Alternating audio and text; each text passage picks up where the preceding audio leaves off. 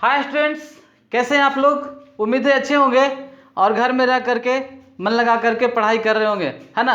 और हमारा वीडियो देख देख करके काफ़ी कुछ सीख रहे होंगे और इंग्लिश में बोलने की कोशिश कर रहे होंगे, ठीक है ना। तो आज जो हम वीडियो लेकर के आपके सामने आए हैं वो टेंस का काफ़ी इम्पोर्टेंट चैप्टर माना जाता है, काफ़ी इम्पोर्टेंट टॉपिक माना जाता है ना। कुछ लोग तो इसे थोड़ा कठिन भी मानते हैं, लेकिन ऐसा कुछ नहीं है। जो लोग कठिन मानते हैं हमारे वीडियो को देखिए, है ना, देखें और वो उनको काफ़ी आसान लगेगा ये चैप्टर, ठीक है। तो आइए हम इस चैप्टर को शुरू करते हैं। तो इसका नाम है, जिस चैप्टर को हम आज पढ़ने जा रहे हैं उसका नाम है पास्ट परफेक्ट टेंस, है ना। पास्ट परफेक्ट टेंस, उसका जो हिंदी नेम होता है वो पूर्ण भूतकाल होता है, ठीक है। जहाँ तक इसके पहचानने का सवाल है तो जिस हिंदी वाक्य की क्रिया के अंत में चुका था, चुकी थी, चुके थे अथवा या था, ये थी, ये थे लगा रहे, है ना, उस हिंदी सेंटेंस को हम लोग पास्ट परफेक्ट टेंस का वाक्य समझते हैं। उसको हम बनाएंगे कैसे, है ना। देखते हैं पहले इसका जो स्ट्रक्चर होता है पास्ट परफेक्ट का। तो स्ट्रक्चर होता है subject plus head plus V3 plus object, subject plus head plus V3 plus object. अगर समय रहे तब हम लोग फॉर सिंस प्लस टाइम का प्रयोग करेंगे, है ना। फॉर और सिंस प्लस टाइम का प्रयोग करेंगे, लेकिन आपको फिलहाल इतना ही याद रखना है, subject plus head plus V3 plus object, है ना। कुछ लोग तो ये भी नहीं जानते हैं कि पास्ट परफेक्ट टेंस में फॉर और सिंस का प्रयोग होता भी है ना। लेकिन ये रियलिटी है कि ऐसा होता है, ठीक है। प्रेजेंट परफेक्ट में भी होता है और पास्ट परफेक्ट में भी होता है। आइए हम इसको बनाने की कोशिश करते हैं। ध्यान दीजिएगा क्योंकि मैं पहले ही कहा था काफ़ी इंपॉर्टेंट ये चैप्टर है, ठीक है। तो मैं खाना खा चुका था, तो इस स्ट्रक्चर पे इसको ढालते हैं। सब्जेक्ट पहले लिखते हैं आई, फिर हैड लिखते हैं, है ना। फिर खाना का इंग्लिश ईट होता है, उसका V3 ईटेन लिखते हैं, ठीक है। आई हैड ईटेन और फूड, ठीक है, मैंने लिख लिया। लेकिन क्या ये सही है कि सस्पेंस है ना। ये सही बिल्कुल नहीं है ना। ग्रामेरियन का कहना है, जिन्होंने ग्रामर बनाया है ना, उनका कहना है कि पास्ट परफेक्ट टेंस का वाक्य अकेले नहीं माना जाता। अगर जो पास्ट परफेक्ट का वाक्य अकेले होता है हिंदी में तो उसे इंग्लिश में पास्ट इंडिफिनिट के स्ट्रक्चर से बनाए, यानी कि subject plus V2 plus object लगाए। यानी कि उस हिसाब से इसका जो ट्रांसलेशन होगा वो होगा आई एट फूड, आई एट फूड होगा, ठीक है ना कि आपका आई हैड ईटेन फूड होगा। ये सेंटेंस गलत माना जाएगा और ये सेंटेंस सही माना जाएगा। इसलिए जो भी आपका सेंटेंस बनाते हैं या बोलते हैं, अगर जो पास्ट परफेक्ट का वो सेंटेंस हो तो उसे पास्ट इंडेफिनिट बनाए। तो आप खुद ही सोचिए कि मैं खाना खा लिया था और मैं खाना खा लिया, कहाँ डिफरेंस है इसमें यार, कहीं भी तो डिफरेंस नहीं नजर आ। इसलिए ग्रामेरियन का कहना है कि इसे आप पास्ट इंडिफिनिट के ही स्ट्रक्चर से बनाए तो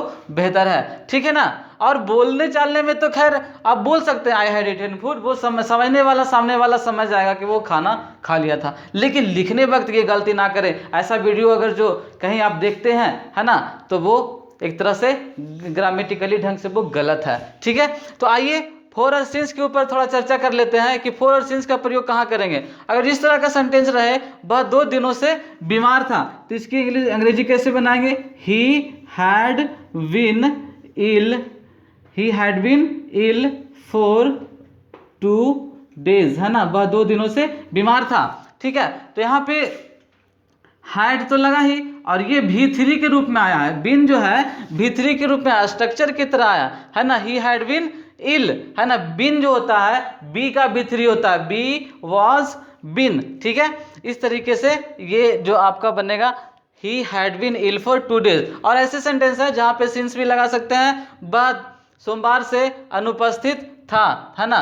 तो he had been absent since Monday, ठीक है ना। वहाँ पे आप सिंस का प्रयोग करेंगे, जहाँ पे फॉर का प्रयोग करना फॉर का करें, सिंस का प्रयोग करना सिंस का प्रयोग करें। ये मैं पहले ही आपको पढ़ा चुका हूँ आपका प्रेजेंट परफेक्ट टेंस के चैप्टर में कि फॉर और सिंस का प्रयोग कहाँ करना। उस तरह से और भी सेंटेंस इसमें ले सकते हैं जो कि इस तरीके से बनेगा। वह 2 दिनों से बीमार था, है ना, ये तो बना ही। और वर्षों से शिक्षक था, वह व्यस्त रहा था, है ना, वह अनुपस्थित रहा था। ऐसे जो सेंटेंस है ना, वो जो रहा था आ रहा, लेकिन उसके पहले नाउन आ रहा, तो वहाँ पे हम लोग पास्ट परफेक्ट टेंस के स्ट्रक्चर का ही प्रयोग करेंगे, ठीक है ना। आइए, अब हमने कहा था कि पास्ट परफेक्ट टेंस का वाक्य जब अकेला हो तो उसे पास्ट इंडिफिनिट के स्ट्रक्चर से बनाते हैं, लेकिन डबल सेंटेंस हो, है ना, जब दो सेंटेंस आ जाए एक साथ, तब उसे कैसे बनाएंगे, तब वो मुख्य रूप से पास्ट परफेक्ट टेंस का सेंटेंस माना जाता है ना। तो आइए देखिए, एक डबल सेंटेंस मैंने लिया था कि जब मैं स्कूल पहुंचा तब घंटी बज चुकी थी। तो यहाँ पे दो दो कार्य हो रहा है ना, दो दो सेंटेंस आ रहा है कि एक मेरे स्कूल का पहुंचना और दूसरा है घंटी का बजना, ठीक है ना। तो जब मैं स्कूल पहुंचा, तो यहाँ पे ध्यान देने वाली बात है कि कौन सा काम पहले हुआ। पहले जो हुआ वो था कि घंटी बज चुकी थी, है ना, तब मैं स्कूल पहुंचा। तो जो काम पहले हुआ उसे आपको पास्ट परफेक्ट के स्ट्रक्चर से बनाना होगा, पास्ट परफेक्ट के स्ट्रक्चर से बनाना, पास्ट परफेक्ट टेंस के, यानी कि इसमें लगाएंगे subject plus had plus V3 plus object. जो काम बाद में हुआ, यानी स्कूल हम बाद में न पहुंचे जी, तो घंटी पहले लग चुका था, तो इसको हम लोग पास्ट इंडिफिनिट के, है ना, पास्ट इंडिफिनिट टेंस के स्ट्रक्चर से बनाएंगे, यानी इसमें subject plus V2 plus object लगेगा, ठीक है। लेकिन इसमें क्या है कि अपना सामने सामने बना दीजिए, यानी कि पहले लिखिए वेन के अंग्रेजी, अच्छा सॉरी, जब की अंग्रेजी वेन लिखिए, वेन आई, है ना, रिच्ड, रिच मैंने पहुंचना होता है, उसका V2 क्या होगा, reached, when I reached the school, when I reached the school, है ना। और तब के लिए आप कॉमा दे दीजिए, काम चल जाएगा, है ना। When I reached the school the bell had gone, या फिर रंग, है ना, रिंग मैंने बजना होता है, रिंग का V3 रंग होगा।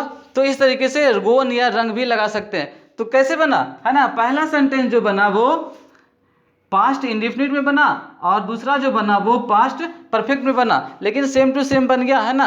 जब का पहले अंग्रेजी वेन लिखा गया, यहाँ पे पास्ट इंडिफिनिट बन गया, उसके बाद फिर तब के लिए कॉमा, फिर ये पास्ट परफेक्ट में ये सेंटेंस बन गया। लेकिन ध्यान दीजिएगा, जो काम पहले हुआ है उसे पास्ट परफेक्ट टेंस के स्ट्रक्चर से बनाएंगे। आइए कुछ और सेंटेंस लेकर के समझते हैं। इसमें बहुत प्रकार के सेंटेंस होते हैं, लेकिन आपको जो मेन सेंटेंस ज़्यादातर जो बोले जाते हैं, पूछे जाते हैं, एग्जाम में आते हैं, वही सेंटेंस मैं लेकर के उस पर चर्चा कर रहा हूँ, है ना।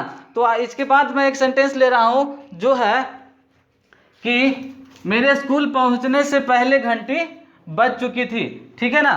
क्या है, मेरे स्कूल पहुंचने के पहले घंटी बज चुकी थी, ठीक है, मेरे स्कूल पहुंचने के पहले घंटी बज चुकी थी। तो देखिए, यहाँ पे ध्यान देने वाली बात है कि यहाँ पे भी डबल सेंटेंस है, लेकिन यहाँ पे एक आ गया है वर्ड पहले, है ना, जिसकी अंग्रेजी बिफोर होती है, ठीक है। दोनों लगभग एक ही बात है। इसमें भी है कि घंटी पहले ही बज चुका था और स्कूल बाद में पहुंचे, इसमें भी है कि घंटी पहले ही बज चुका है, स्कूल बाद में पहुंचे।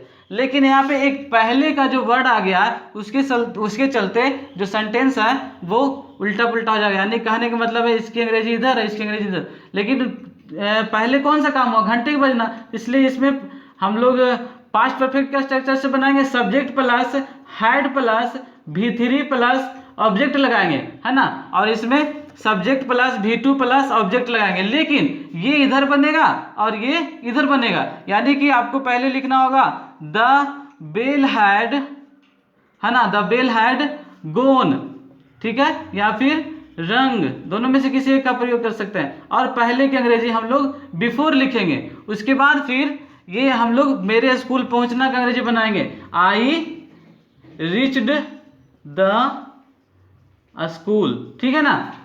इस तरीके से पहले कौन सा बना, पहले ये बना आपका पास्ट परफेक्ट में और ये बना पास्ट इंडिफिनिट। तो ऐसे बहुत सारे सेंटेंस आते हैं, है ना। मेरे स्कूल पहुंचने के पहले घंटी बज चुकी थी, है ना, पुलिस के आने से पहले चोर भाग चुके थे, डॉक्टर के आने से पहले रोगी मर चुका था, मेरे आने से पहले वह जा चुका था, है ना, सूर्यास्त होने से पहले मैं घर पहुंच चुका था। तो ऐसे बहुत सारे सेंटेंस है जिसको आप इस तरह से बना सकते हैं। जो काम पहले हुआ उसको पहले लिखेंगे, है ना, उसको पास्ट परफेक्ट का स्ट्रक्चर से बनाएंगे, और जो काम बाद में हुआ उसको बाद में लिखेंगे और उसे पास्ट इंडिफिनिट के स्ट्रक्चर से बनाएंगे, ठीक है। अब देखिए, ये सेंटेंस था कि मेरे स्कूल पहुंचने के पहले घंटी बज चुकी थी। तो मेरे दोस्त, बार बार ऐसा थोड़ी होता है कि स्कूल पहुंचने के पहले ही घंटी बजेगा। कभी कभी ऐसा भी तो होगा कि स्कूल पहुंचने के बाद भी घंटी बजेगा, तो उस केस में क्या करेंगे, है ना। तो यहाँ पे हम एक सेंटेंस लेते हैं, मेरे स्कूल पहुंचने के बाद घंटी बजी थी या लगी थी, ठीक है ना, घंटी बजी थी या लगी थी। तो उस केस में क्या करें, देखिए यहाँ पे भी पहले देखना है कि पहले कौन सा काम हुआ, लेकिन यहाँ पे तो हम लोग स्कूल पहले पहुंचे हैं, ये पहले ये काम हुआ कि हम लोग स्कूल पहुंचे, बाद में घंटी लगी, है ना। तो इस केस में पहले इसको हम लोग पास्ट परफेक्ट के स्ट्रक्चर से बनाएंगे, subject plus head plus V3 plus object, है ना। बाद की अंग्रेजी हम लोग आफ्टर लिखेंगे, ठीक है। और इसको जो है हम लोग जो काम बाद में हुआ, है ना, घंटी तो अभी बाद में लगा था, तो इसलिए इसको हम लोग पास्ट इंडेफिनिट के स्ट्रक्चर से बनाएंगे, subject plus V2 plus object. लेकिन फिर वही प्रक्रिया, पहले इसको और पहले बाद में इसको, ठीक है ना।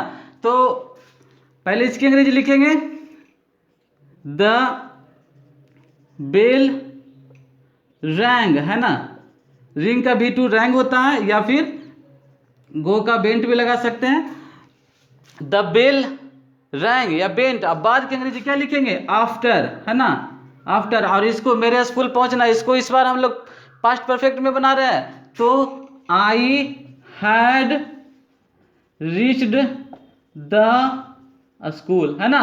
और ये सब क्या हो गया, उल्टा प्रक्रिया हो गया, ये पहले वाला था, ये बाद वाला था, है ना। मेरे जाने के बाद वह गया था, मेरे घर पहुंचने के बाद सूर्यास्त हुआ था, है ना। डॉक्टर के पहुंचने के बाद रोगी मरा था, पुलिस के पहुंचने के बाद चोर भागा था।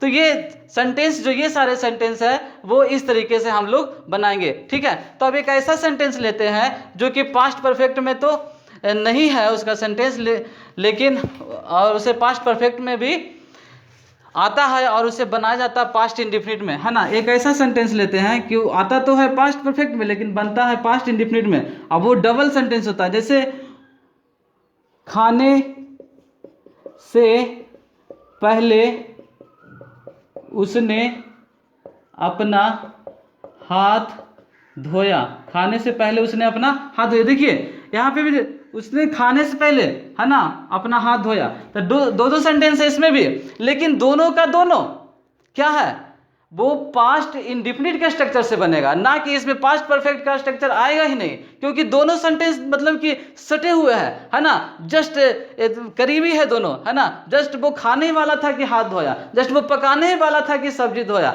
जस्ट वो नहाने ही वाला था कि कपड़ा धोया। दोनों जो काम हुआ है वो एकदम लगे हुए हुआ, एक साथ हुआ। तो इसलिए इस दोनों सेंटेंस का जो इंग्लिश होगा वो पास्ट इंडेफिनिट के स्ट्रक्चर से बनेगा, ठीक है।